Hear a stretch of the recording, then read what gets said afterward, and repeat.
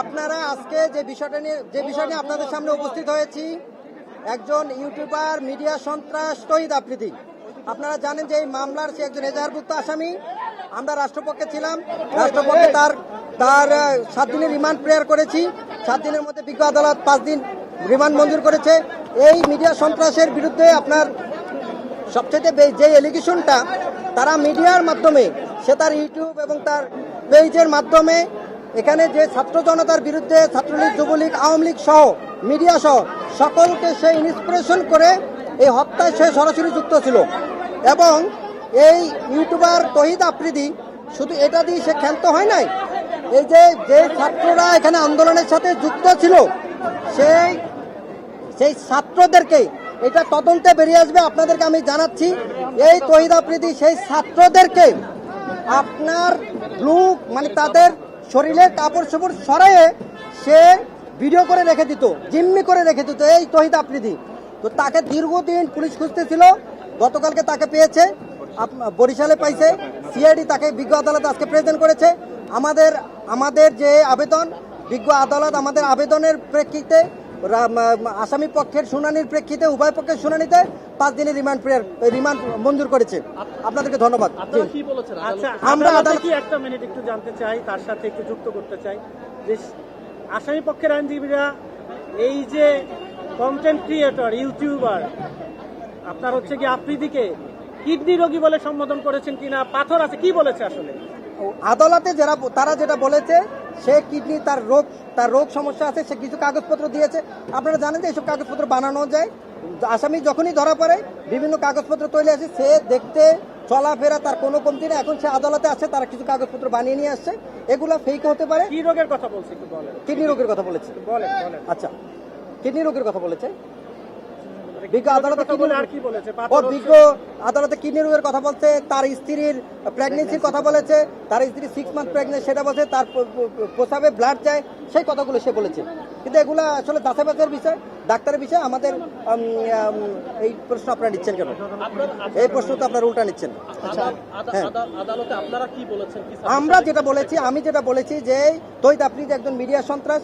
সে মিডিয়ার মাধ্যমে সে হাউন আঙ্কেলের সাথে ষড়যন্ত্র করে, আমাদের যে হাউন আঙ্কেল, ডিবি প্রধান যে হাউন আঙ্কেল ছিল, আপনারা দেখেছেন আজকে অনেকগুলো ভিডিও ভাইরাল হয়েছে।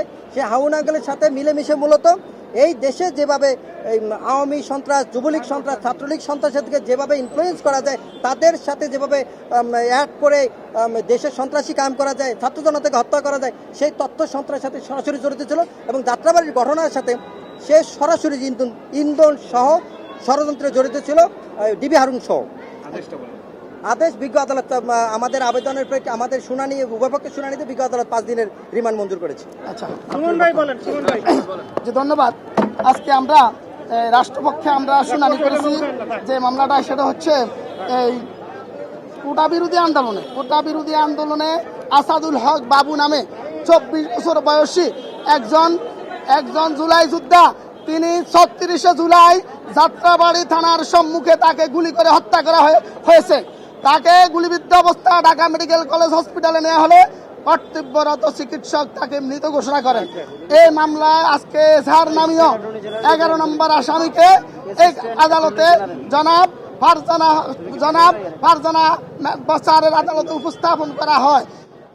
মাননীয় আদালত উভয় পক্ষের বক্তব্য শ্রবণান্তে এই আসামিকে 7 দিনের রিমান্ড প্রার্থনা করলে আসামিকে 5 দিনের রিমান্ড মঞ্জুর করেন। এই আসামির পরিচয় হচ্ছে, ওনার নাম তৌহিদ উদ্দিন, তিনি ইউটিউবার এবং টিকটকার। তিনি তৌহিদ আফ্রিদি নামে পরিচিত। তার বাবা এই মামলার 22 নম্বরে ঝান্ডাবীয় আসামি।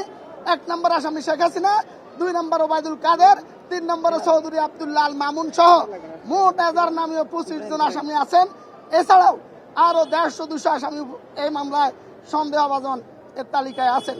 আমরা রাষ্ট্রপক্ষে বলেছি, মাননীয় আদালত তারা যে অ্যাফিডাভিটটা দিয়েছে আদালতে, ফৌজদারি কার্যবিধির কোনো সেকশনে এই অ্যাফিডাভিট কখনো রায় করে না।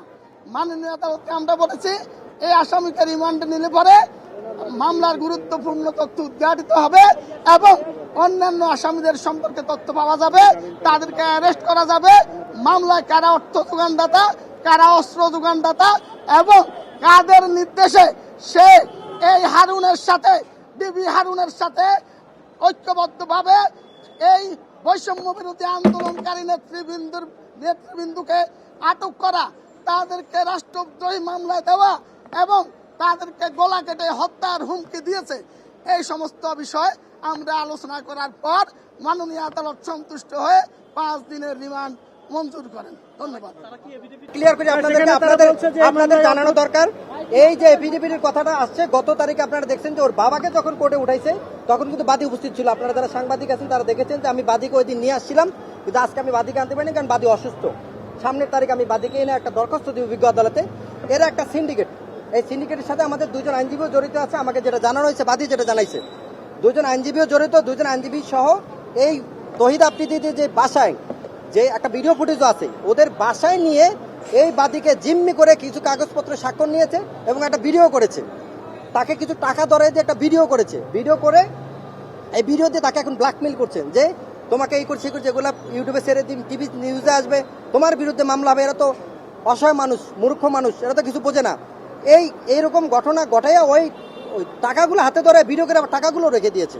এটা আমরা গত তারিখে আমরা বিজ্ঞ আদালতকে বলেছি যে বাদী একজন ব্ল্যাকমেইলের শিকার, বাদী একজন অপহরণের শিকার হয়েছে এবং বাদী এই অপহরণের মামলাটা আমরা অচিরেই আবার একটা অপহরণের মামলা করবো। দেখেন এখানে বিষয় হচ্ছে এটা যে তাহলে আপনারা কি বলতে চাচ্ছেন যে এটা জোরপূর্বক? হ্যাঁ, জোরপূর্বক ক্লিয়ার করে দেন। প্যাটার্ন, এটা যে মামলা যেই নিয়ম, সেখানে বাদী এজাহারে এতগুলো নাম দিল, তো এজাহারের নাম দিয়ে আবার হচ্ছে যে কিছু নাম উনি উইথড্র করতে চাচ্ছে, সেটা আইনের দৃষ্টিতে না, এটা আইনে তো সুযোগ নাই, এটা আইনেও সুযোগ নাই।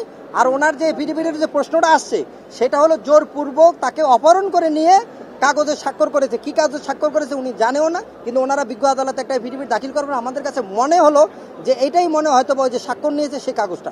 আমরা এটার এগেইনস্টে আগামী তারিখে পিটিশন দিচ্ছি বিজ্ঞ আদালতে। থ্যাংক ইউ ধন্যবাদ। ভাই।